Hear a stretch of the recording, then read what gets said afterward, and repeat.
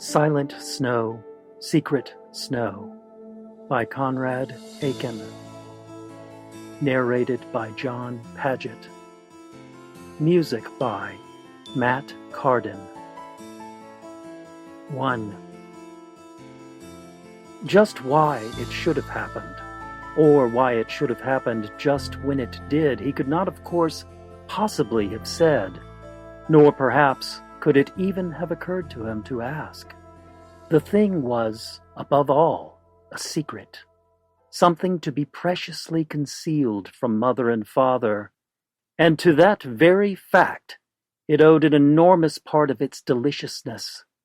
It was like a peculiarly beautiful trinket to be carried unmentioned in one's trouser pocket, a rare stamp, an old coin, a few tiny gold links found trodden out of shape on the path in the park, a pebble of carnelian, a seashell distinguishable from all the others by an unusual spot or stripe.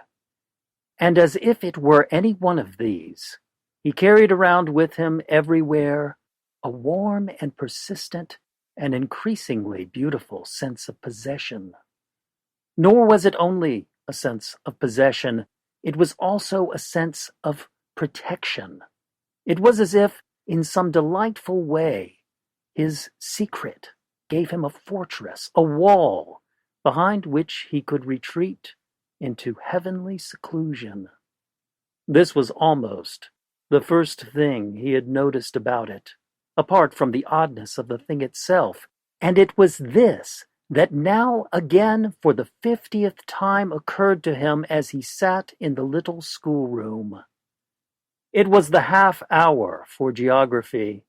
Miss Buell was revolving with one finger slowly a huge terrestrial globe which had been placed on her desk. The green and yellow continents passed and repassed.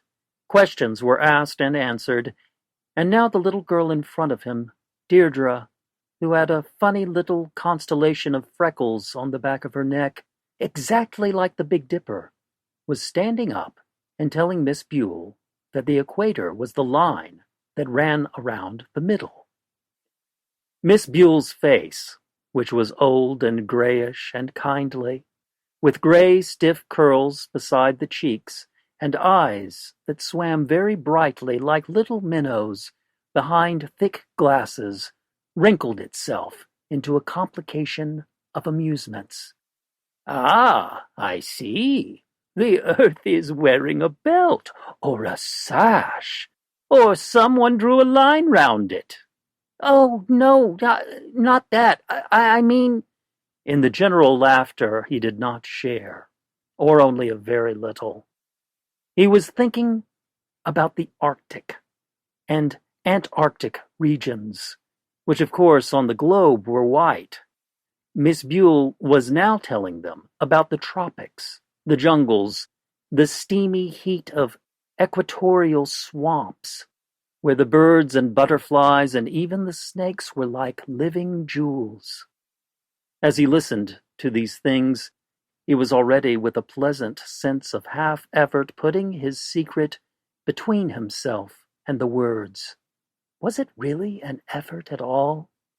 For effort implied something voluntary, and perhaps even something one did not especially want, whereas this was distinctly pleasant, and came almost of its own accord.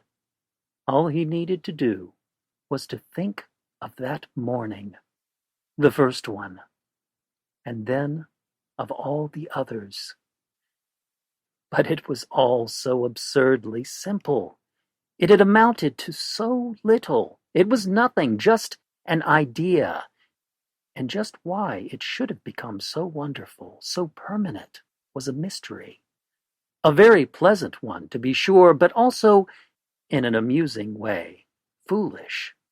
However, without ceasing to listen to Miss Buell, who had now moved up to the north temperate zones, he deliberately invited his memory of the first morning.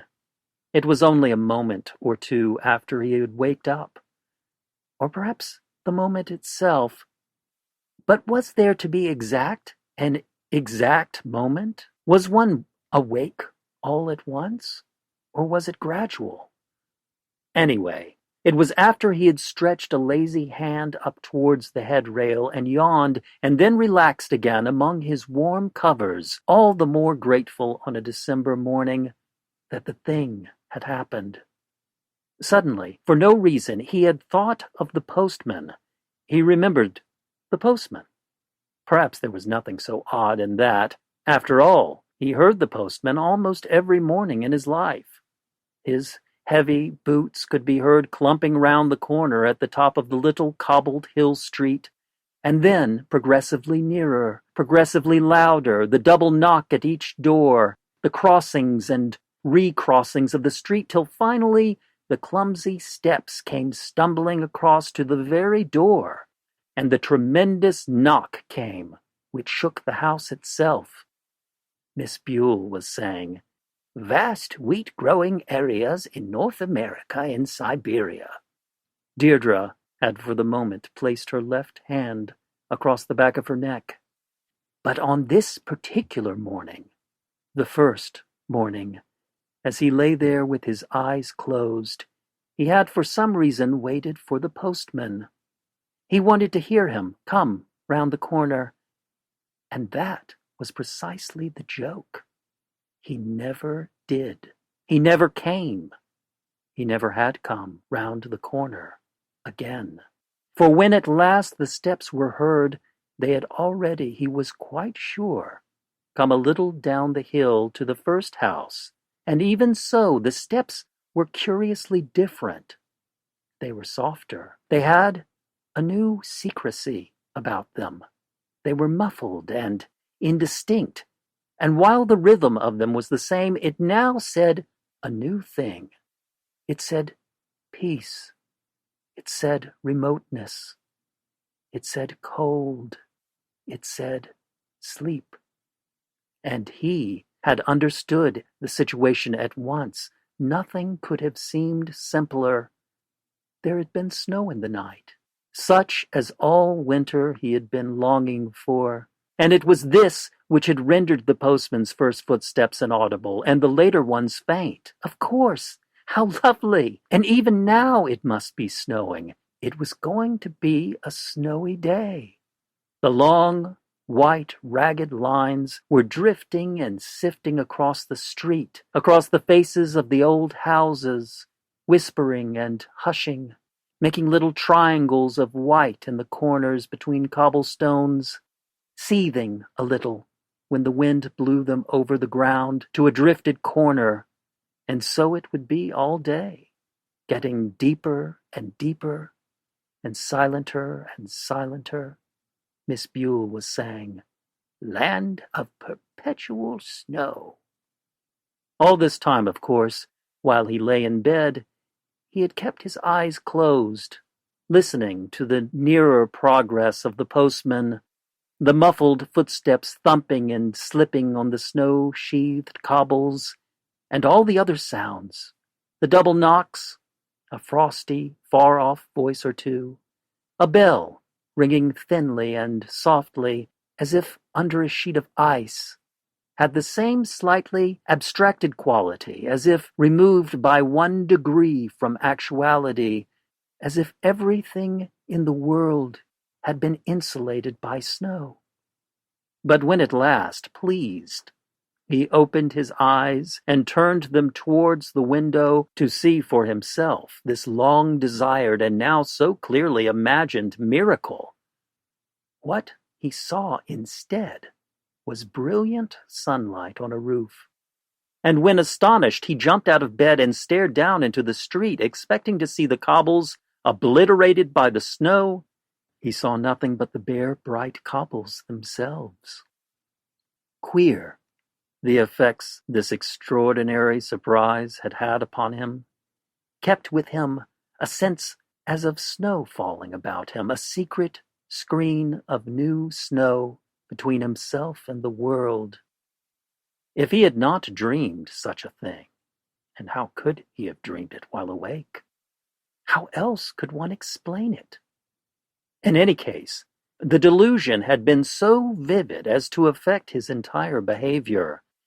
He could now not remember whether it was on the first or the second morning, or was it even the third, that his mother had drawn attention to some oddness in his manner. "But, my darling," she had said at the breakfast table, "what has come over you? You don't seem to be listening." And how often that very thing had happened since. Miss Buell was now asking if anyone knew the difference between the North Pole and the magnetic pole. Deirdre was holding up her flickering brown hand, and he could see the 4 white dimples that marked the knuckles. Perhaps it hadn't been either the second or third morning, or even the fourth or fifth. How could he be sure?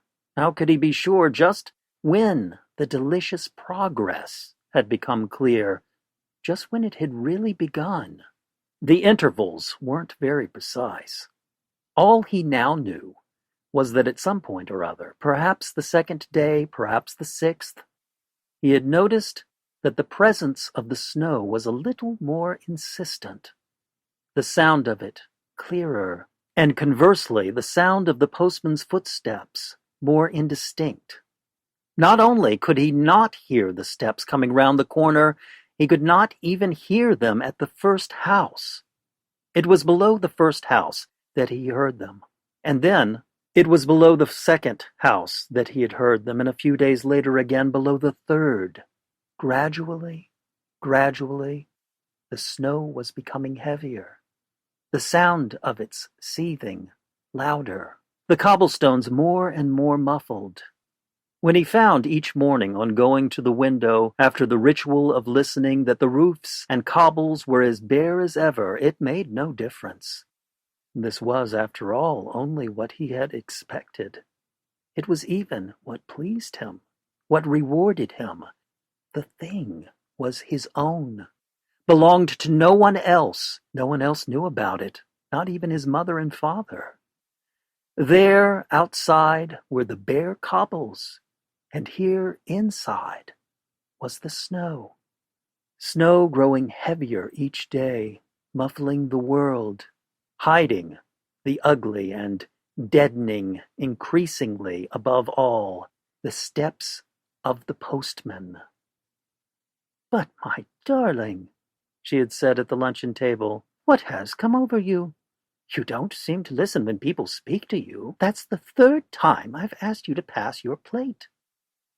How was one to explain this to mother or to father?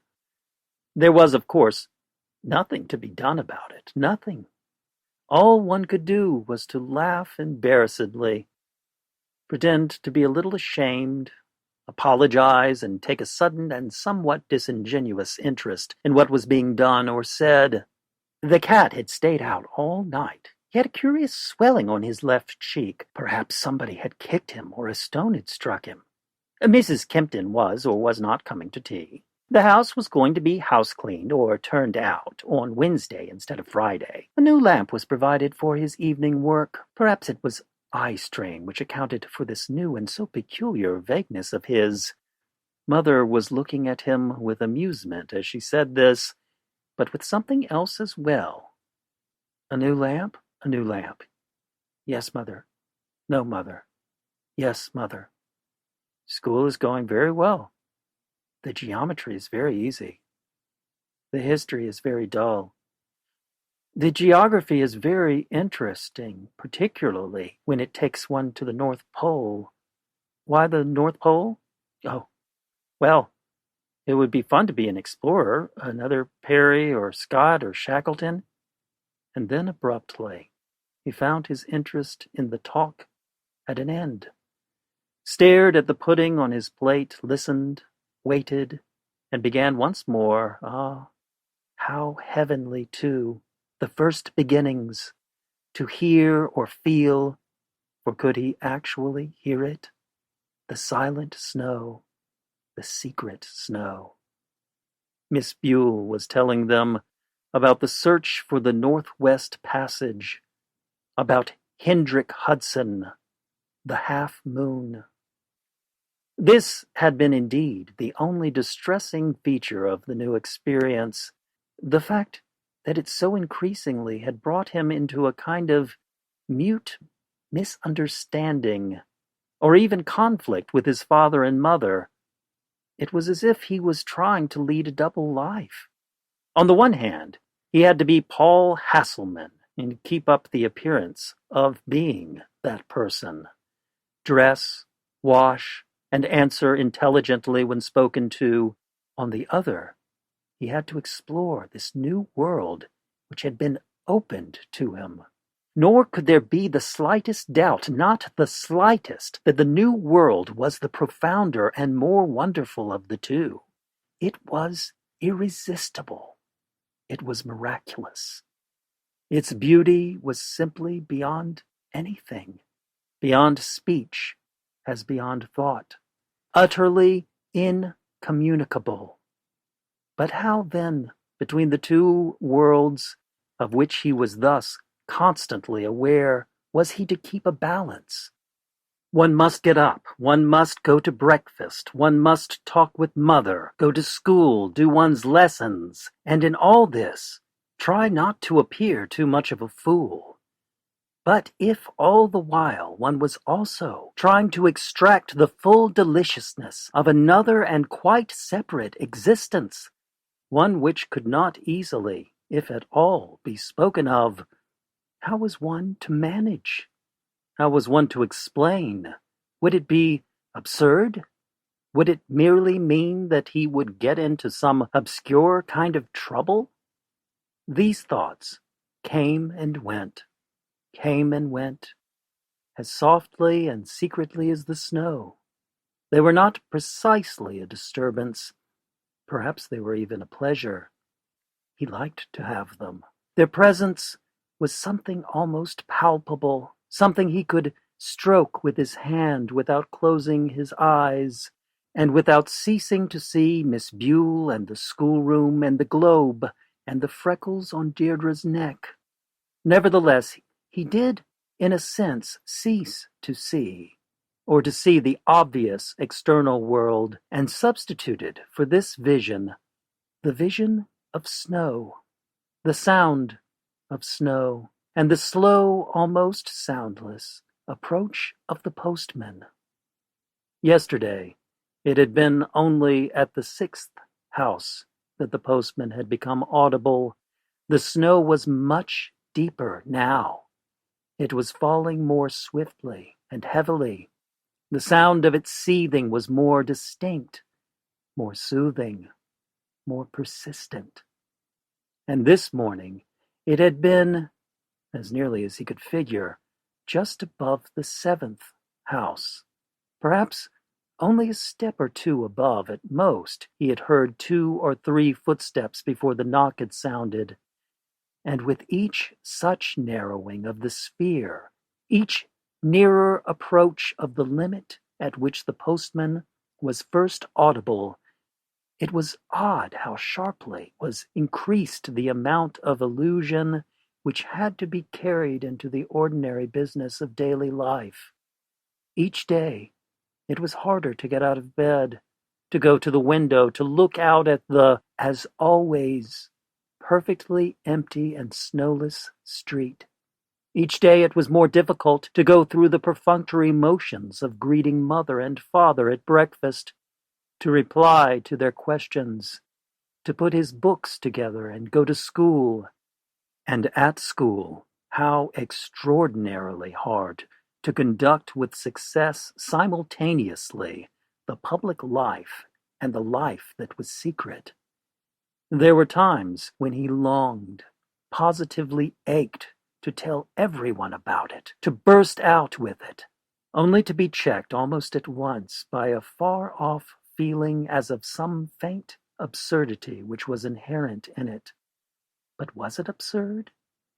And more importantly, by a sense of mysterious power in his very secrecy. Yes, it must be kept secret. That more and more became clear, at whatever cost to himself, whatever pain to others. Miss Buell looked straight at him, smiling, and said, "Perhaps we'll ask Paul. I'm sure Paul will come out of his daydream long enough to be able to tell us, won't you, Paul?"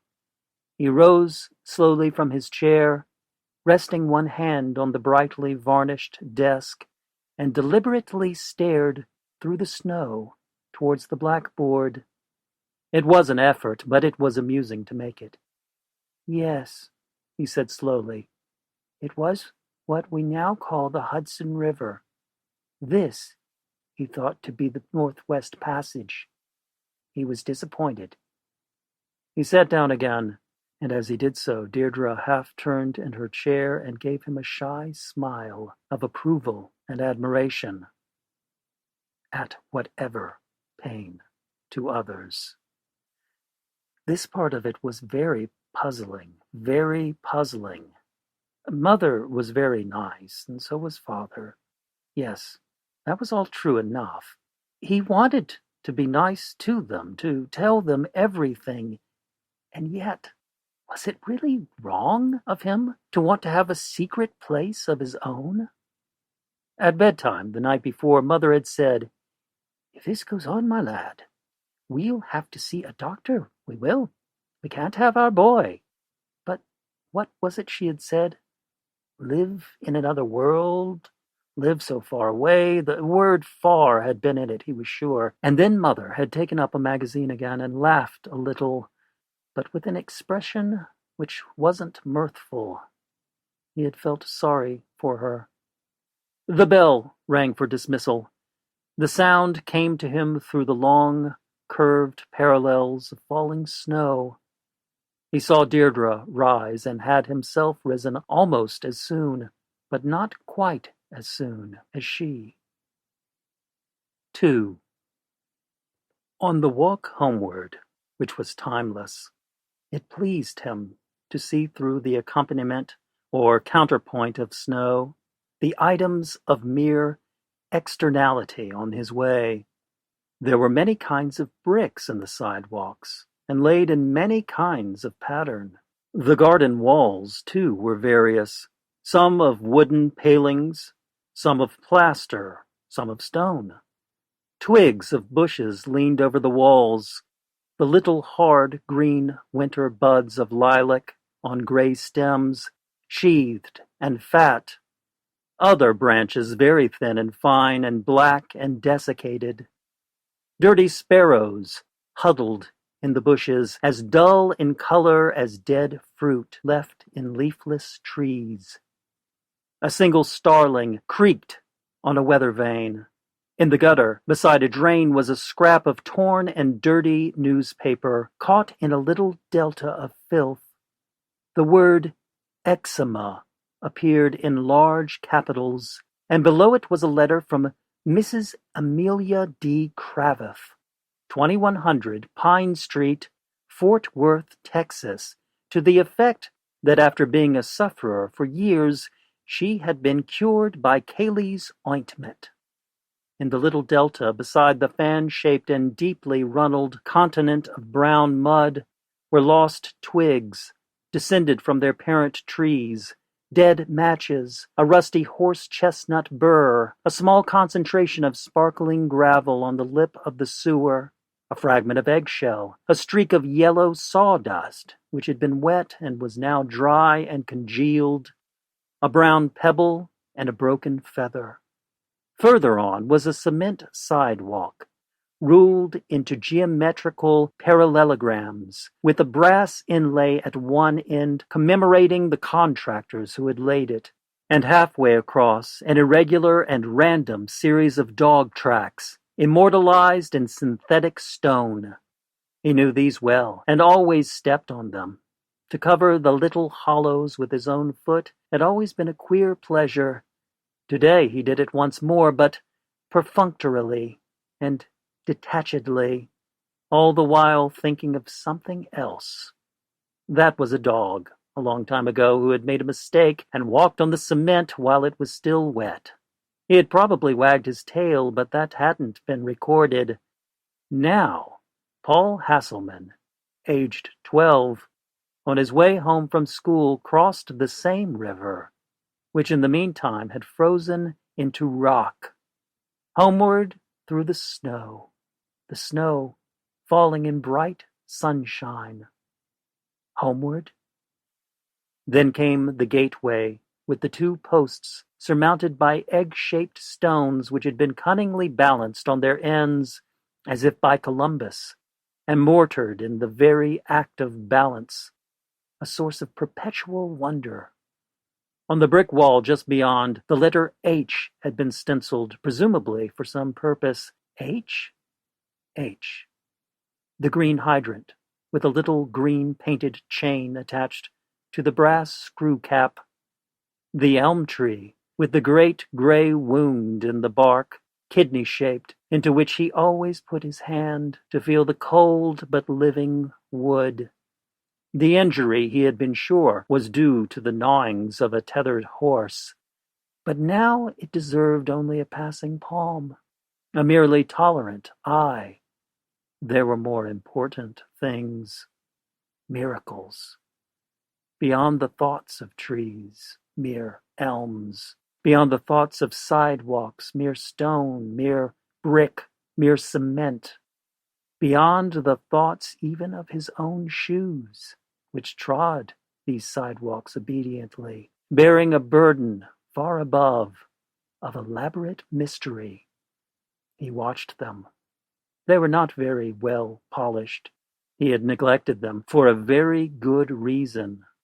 They were one of the many parts of the increasing difficulty of the daily return to daily life, the morning struggle to get up, having at last opened one's eyes, to go to the window and discover no snow, to wash, to dress, to descend the curving stairs to breakfast, at whatever pain to others. Nevertheless, one must persevere in severance, since the incommunicability of the experience demanded it.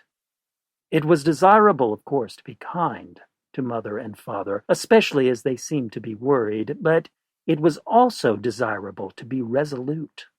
If they should decide, as appeared likely, to consult the doctor, Dr. Howells, and have Paul inspected, his heart listened to through a kind of dictaphone, his lungs, his stomach, well, that was all right. He would go through with it. He would give them answer for question, too. Perhaps such answers as they hadn't expected? No, that would never do, for the secret world must, at all costs, be persevered. The birdhouse in the apple tree was empty. It was the wrong time of year for wrens. The little round black door had lost its pleasure. The wrens were enjoying other houses, other nests, remoter trees. But this too was a notion which he only vaguely and grazingly entertained, as if for the moment he merely touched an edge of it.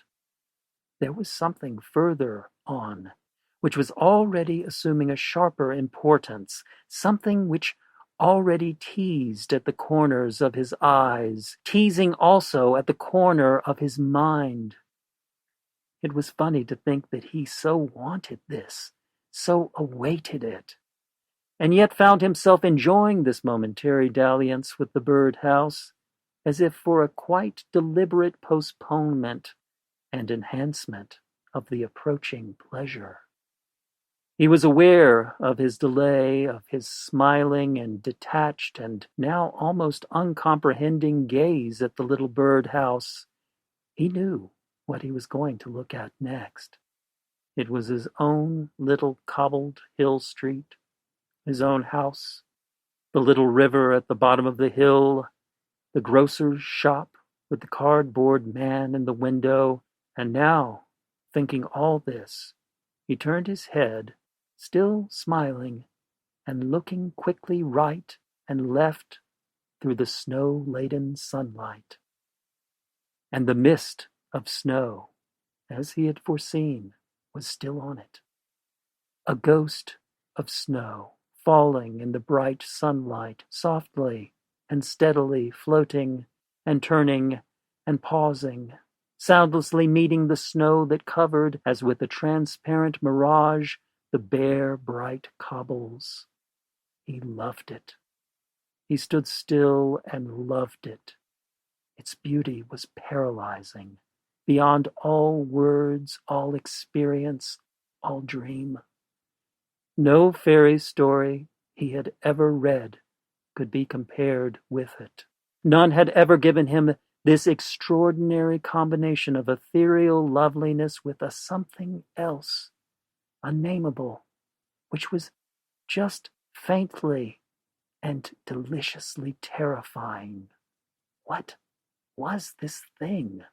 As he thought of it, he looked upward toward his own bedroom window, which was open, and it was as if he looked straight into the room and saw himself lying half awake in his bed. There he was. At this very instant, he was still perhaps actually there. More truly there than standing here at the edge of the cobbled hill street, with one hand lifted to shade his eyes against the snow sun. Had he indeed ever left his room in all this time, since that very first morning? Was the whole progress still being enacted there? Was it still the same morning, and himself not yet wholly awake? And even now, had the postman not yet come round the corner? This idea amused him, and automatically as he thought of it, he turned his head and looked toward the top of the hill. There was, of course, nothing there, nothing and no one. The street was empty and quiet, and all the more because of its emptiness, it occurred to him to count the houses, a thing which, oddly enough, he hadn't before thought of doing. Of course, he had known there weren't many, that is, on his side of the street, which were the ones that figured in the postman's progress, but nevertheless, it came to him as something of a shock to find that there were precisely 6 above his own house. His own house was the 7th. 6. Astonished, he looked at his own house, looked at the door on which was the number 13, and then realized that the whole thing was exactly and logically and absurdly what he ought to have known. Just the same, the realization gave him abruptly, and even a little frighteningly, a sense of hurry. He was being hurried, he was being rushed, for he knit his brows. He couldn't be mistaken. It was just above the 7th house, his own house, that the postman had first been audible this very moment. But in that case, did it mean that tomorrow he would hear nothing? The knock he had heard must have been the knock of their own door. Did it mean, and this was an idea which gave him a really extraordinary feeling of surprise, that he would never hear the postman again? That tomorrow morning the postman would already have passed the house, in a snow by then so deep as to render his footsteps completely inaudible? That he would have made his approach down the snow-filled street so soundlessly, so secretly, that he, Paul Hasselman, there lying in bed, would not have waked in time, or, waking, would have heard nothing. But how could that be? Unless the knocker should be muffled in the snow, frozen tight perhaps. But in that case, a vague feeling of disappointment came over him, a vague sadness, as if he felt himself deprived of something which he had long looked forward to, something much prized. After all this beautiful progress, the slow, delicious advance of the postman through the silent and secret snow, the knock creeping closer each day, and the footsteps nearer, the audible compass of the world thus daily narrowed, as the snow soothingly and beautifully encroached and deepened. After all this, was he to be defrauded of the one thing he had so wanted? To be able to count, as it were, the last 2 or 3 solemn footsteps as they finally approached his own door. Was it all going to happen at the end so suddenly? Or indeed, had it already happened, with no slow and subtle gradations of menace in which he could luxuriate. He gazed upward again toward his own window, which flashed in the sun, and this time almost with a feeling that it would be better if he were still in bed, in that room, for in that case, this must still be the first morning, and there would be 6 more mornings to come, or, for that matter, 7, or 8, or 9, how could he be sure?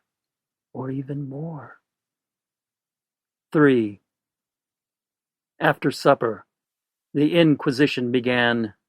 He stood before the doctor under the lamp and submitted silently to the usual thumpings and tappings. Now, will you please say ah? Ah. Now again, please, if you don't mind.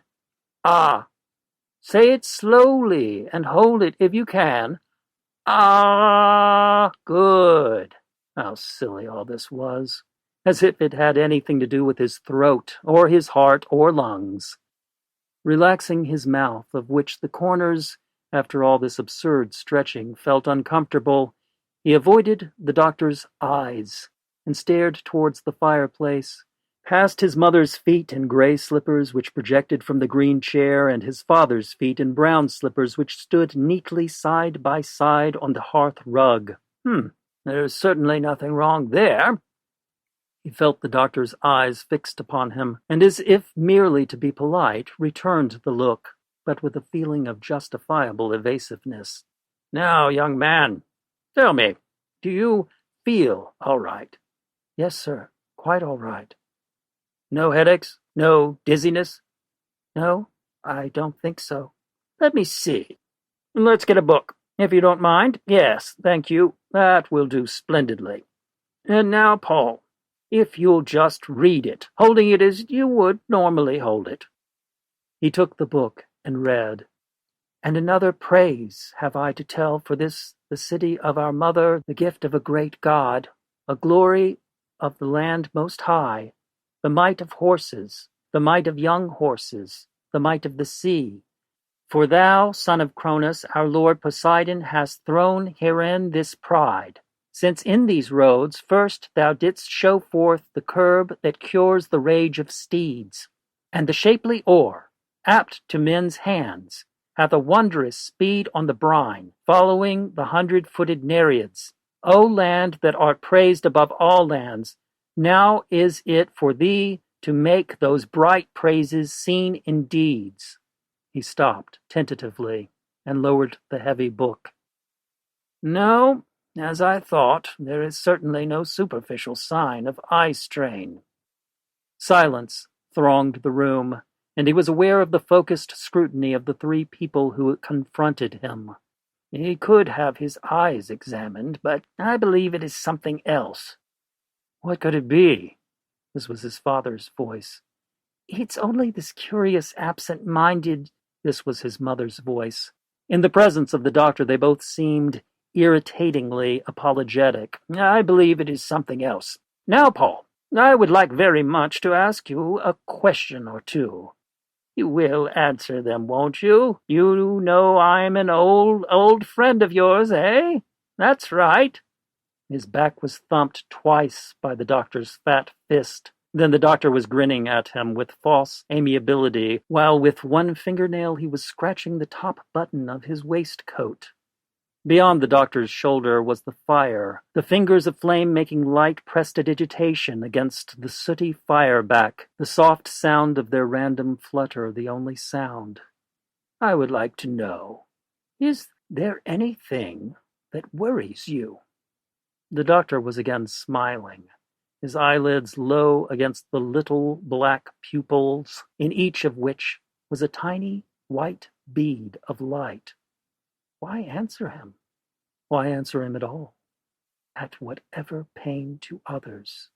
But it was all a nuisance, this necessity for resistance, this necessity for attention. It was as if one had been stood up on a brilliantly lighted stage under a great round blaze of spotlight, as if one were merely a trained seal, or a performing dog, or a fish, dipped out of an aquarium and held up by the tail. It would serve them right if he were merely to bark or growl. And meanwhile, to miss these last few precious hours, these hours of which every minute was more beautiful than the last, more menacing. He still looked, as if from a great distance, at the beads of light in the doctor's eyes, at the fixed false smile, and then beyond, once more at his mother's slippers, the soft flutter of the fire. Even here, even amongst these hostile presences, and in this arranged light, he could see the snow. He could hear it. It was in the corners of the room, where the shadow was deepest. Under the sofa, behind the half-opened door which led to the dining room, it was gentler here, softer. Its seethed the quietest of whispers, as if in deference to a drawing-room it had quite deliberately put on its manners. It kept itself out of sight, obliterated itself, but distinctly with an air of saying, "Ah, but just wait. Wait till we are alone together. Then I will begin to tell you something new, something white, something cold, something sleepy, something of cease and peace, and the long bright curve of space. Tell them to go away, banish them, refuse to speak, leave them, go upstairs to your room, turn out the light and get into bed. I will go with you. I will be waiting for you. I will tell you a better story than little Kay of the skates or the snow ghost. I will surround your bed. I will close the windows, pile a deep drift against the door so that none will ever again be able to enter. Speak to them." It seemed as if the little hissing voice came from a slow white spiral of falling flakes in the corner by the front window, but he could not be sure. He felt himself smiling then, and said to the doctor, but without looking at him, looking beyond him still, "Oh, no, I think not." "But are you sure, my boy?" His father's voice came softly and coldly then, the familiar voice of silken warning. "You needn't answer at once, Paul. Remember, we're trying to help you. Think it over and be quite sure, won't you?" He felt himself smiling again. At the notion of being quite sure, what a joke. As if he weren't so sure that reassurance was no longer necessary, and all this cross-examination a ridiculous farce, a grotesque parody. What could they know about it, these gross intelligences, these humdrum minds so bound to the usual, the ordinary? Impossible to tell them about it. Why, even now, with the proof so abundant, so formidable, so imminent, so appallingly present here in this very room, could they believe it? Could even his mother believe it? No. It was only too plain that if anything were said about it, the merest hint given, they would be incredulous. They would laugh. They would say, "Absurd!" Think things about him which weren't true. "Why, no, I'm not worried. Why should I be?" He looked then straight at the doctor's low-lidded eyes, looked from one of them to the other, from one bead of light to the other, and gave a little laugh. The doctor seemed to be disconcerted by this. He drew back in his chair, resting a fat white hand on either knee. The smile faded slowly from his face. "Well, Paul," he said, and paused gravely, "I'm afraid you don't take this quite seriously enough. I think you perhaps don't quite realize. He took a deep, quick breath and turned as if helpless, at a loss for words, to the others. But mother and father were both silent. No help was forthcoming. "You must surely know. Be aware that you have not been quite yourself of late. Don't you know that?" It was amusing to watch the doctor's renewed attempt at a smile, a queer disorganized look, as of confidential embarrassment. I feel all right, sir, he said, and again gave the little laugh. And we're trying to help you, the doctor's tone sharpened. Yes, sir, I know. But why? I'm all right. I'm just thinking. That's all. His mother made a quick movement forward, resting a hand on the back of the doctor's chair. Thinking, she said. But my dear, about what? This was a direct challenge, and would have to be directly met. But before he met it, he looked again into the corner by the door as if for reassurance. He smiled again at what he saw, at what he heard. The little spiral was still there, still softly whirling like the ghost of a white kitten, chasing the ghost of a white tail, and making as it did so the faintest of whispers. It was all right. If only he could remain firm, everything was going to be all right. Oh, about anything, about nothing. You know the way you do. You mean daydreaming? Oh, no, thinking. But thinking about what? Anything. He laughed a third time, but this time, happening to glance upward towards his mother's face, he was appalled at the effect his laughter seemed to have upon her. Her mouth had opened in an expression of horror. This was too bad. Unfortunate. He had known it would cause pain, of course, but he hadn't expected it to be quite so bad as this. Perhaps if he just gave them a tiny gleaming hint. About the snow, he said. What on earth? This was his father's voice. The brown slippers came a step nearer on the hearth rug. But my dear, what do you mean? This was his mother's voice. The doctor merely stared. Just snow, that's all. I like to think about it. Tell us about it, my boy. But that's all it is. There's nothing to tell. You know what snow is. This he said almost angrily, for he felt that they were trying to corner him. He turned sideways, so as no longer to face the doctor, and the better to see the inch of blackness between the window sill and the lowered curtains, the cold inch of beckoning and delicious night. At once he felt better, more assured. Mother, can I go to bed now, please? I've got a headache. But I thought you said it's just come. It's all these questions. Can I, Mother? You can go as soon as the doctor has finished. Don't you think this thing ought to be gone into thoroughly, and now? This was Father's voice. The brown slippers came again a step nearer. The voice was the well-known punishment voice, resonant and cruel. Oh, what's the use, Norman? Quite suddenly, everyone was silent, and without precisely facing them, nevertheless, he was aware that all three of them were watching him with an extraordinary intensity, staring hard at him as if he had done something monstrous, or was himself some kind of monster. He could hear the soft, irregular flutter of the flames, the click, click, cluck, click of the clock, far and faint, 2 sudden spurts of laughter from the kitchen, as quickly cut off as begun, a murmur of water in the pipes, and then the silence seemed to deepen, to spread out, to become world-long and world-wide, to become timeless and shapeless, and to center inevitably and rightly with a slow and sleepy but enormous concentration of all power on the beginning of a new sound.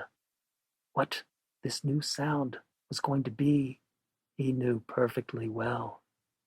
It might begin with a hiss, but it would end with a roar. There was no time to lose. He must escape. It mustn't happen here. Without another word, he turned and ran up the stairs. 4. Not a moment too soon. The darkness was coming in long, white waves. A prolonged sibilance filled the night. A great, seamless seethe of wild influence went abruptly across it. A cold, low humming shook the windows. He shut the door and flung off his clothes in the dark. The bare black floor was like a little raft tossed in waves of snow, almost overwhelmed, washed under whitely, up again, smothered in curled billows of feather. The snow was laughing. It spoke from all sides at once. It pressed closer to him as he ran and jumped exulting into his bed. "Listen to us," it said. "Listen. We have come to tell you the story we told you about. You remember. Lie down. Shut your eyes now. You will no longer see much. In this white darkness, who could see or want to see? We will take the place of everything. Listen." A beautiful, varying dance of snow began at the front of the room, came forward and then retreated, flattened out toward the floor, then rose fountain-like to the ceiling, swayed, recruited itself from a new stream of flakes which poured laughing in through the humming window, advanced again, lifted long white arms. It said peace. It said remoteness. It said cold. It said... But then a gash of horrible light fell brutally across the room from the opening door. The snow drew back, hissing.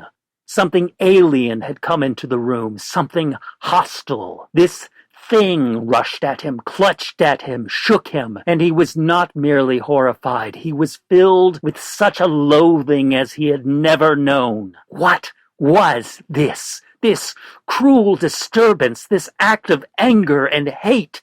It was as if he had to reach up a hand toward another world for any understanding of it, an effort of which he was only barely capable, but of that other world he still remembered just enough to know the exorcising words. They tore themselves from his other life suddenly. "Mother! Mother! Go away! I hate you!" And with that effort, everything was solved. Everything became all right. The seamless hiss advanced once more. The long, white, wavering lines rose and fell like enormous, whispering sea waves. The whisper becoming louder, the laughter more numerous. "Listen," it said. "We'll tell you the last, the most beautiful and secret story. Shut your eyes. It is a very small story. A story that gets smaller and smaller. It comes inward instead of opening like a flower. It is a flower becoming a seed, a little cold seed. Do you hear? We are leaning closer to you." The hiss was now becoming a roar. The whole world was a vast moving screen of snow. But even now, it said peace. It said remoteness. It said cold. It said sleep.